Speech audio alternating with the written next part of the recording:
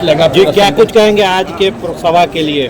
निश्चित तौर पे बापू सभागार में हमारे पूरे बिहार से आए हुए जितने हमारे साथी हैं और हमने देखा है कि किन्हीं के दादा भी हैं, अपने भी हैं, बेटा भी है, 3 पुस्त भी है। निश्चित तौर पे ये हम उम्मीद करते हैं कि जिस ढंग से सबों का आना और हम लोग का मनोबल बढ़ाना और जिस प्रकार आदरणीय तेजस्वी जी जो भविष्य के ही नहीं हमारे प्रेजेंट में भी नेता हैं, भविष्य के मुख्यमंत्री हैं, निश्चित तौर पे उन्होंने जो आश्वासन दिया कि हम अगर आप एक पैर आगे बढ़ाइएगा तो 4 पैर हम बढ़ाएंगे, माने 4 टाइम्स आपको हम रिजल्ट देंगे। आप लोगों की मांग थी कि वैसे आयोग बनाया जाए और सुरक्षा मुहैया कराई जाए व्यवसाय को लेकर, तो ये दोनों मांग को पूरा करने के लिए तेजस्वी यादव जी ने हाँ कर दिया है। निश्चित तौर पे उसके लिए बधाई है आदरणीय तेजस्वी प्रसाद जी के इस सोच के साथ कि उन्होंने कहा है कि बिहार को जब तक वह समाज आगे नहीं बढ़ेगा तब तक बिहार आगे नहीं बढ़ेगा, इसलिए वह समाज को वो आगे बढ़ाएंगे ताकि बिहार को नंबर 1 करने का प्रयास करेंगे।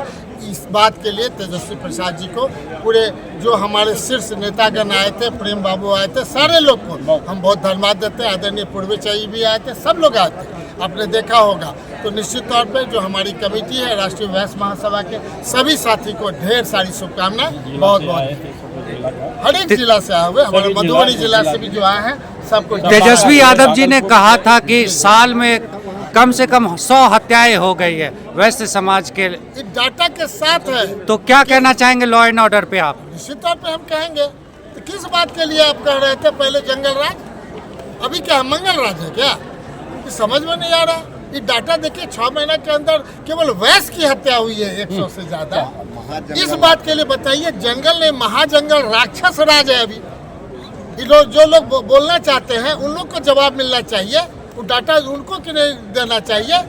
और हम नहीं समझते हैं कि ये रिएक्शन खाली जंगल राज लगता है कि नहीं पैदाइशी के नहीं वो जंगल राज बोलने के लिए पैदा हुए हैं। अरे कभी मुंह में सच बोलो ना, सच बोल करके बताओ कौन कितना पानी में है, 80% है कि 90% है कि 100%, हम उस पर विश्वास करेंगे, डाटा पे विश्वास करेंगे। जो भारत सरकार का रिकॉर्ड है, मैंने हम समझते हैं हर एक डाटा के आधार पे हम लोग बात करेंगे। लेकिन इस ढंग से गलत केवल प्रचार करने से हम समझते हैं जनता समझ रही है कि जंगल राज असली अभी है कि पहले था। तो इसका मतलब है बनावटी जंगल राज नहीं, अभी असली जंगल राज महाजंगल राज अभी चल रहा है, इसका खात्मा करना। एक बात उन्होंने ये भी कहा कि सत्ताधारी पार्टी हताश हो गए, इसको लेकर निर्वाचन आयोग का इस्तेमाल किया जा रहा है और 25 दिन के अंदर वोटर लिस्ट फिर से बनाने की बात कही है। उसी प्रकार है जिस प्रकार प्रूफ केस है, पार्लियामेंट में जितने लोग गए हैं सबों को निरस्त कर दीजिए। कोई तो अविश्वास होगा तभी ना, इस पर विश्वास नहीं कर रहे हैं तो सारे को रिकॉल कर लीजिए, सारे एमपी को। इसी वोटर लिस्ट के आधार पर एमपी बने हैं, इसी वोटर लिस्ट पर जल्दी से एमएलए बनाइए, क्योंकि उनको लग रहा है कि हमारा सरकार जाने वाला है, इसलिए हतोत्साहित हो गए हैं और चाहते हैं कि जल्द से जल्द, चूंकि जान रहे हैं हुआ है, इनके 20 साल में सबसे ज्यादा गरीबी पलायन है। अभी भी नीति आयोग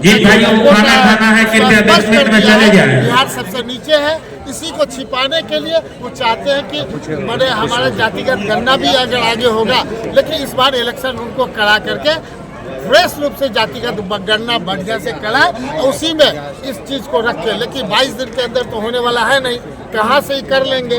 1 नेशन 1 इलेक्शन, अरे क्या करना चाहिए? 1 नेशन 1 टैक्स, खाली झूठे पर कितना चलेगा भाई?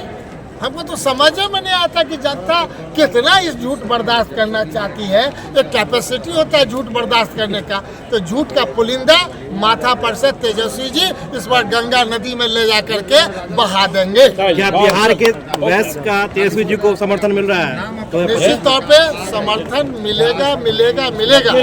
भारतीय जनता पार्टी जिस ढंग से गर्दन काटने का काम की है, 3 एमपी का दिया था वैश्य समाज को, तीनों वैश्य समाज ने जिता दिया था।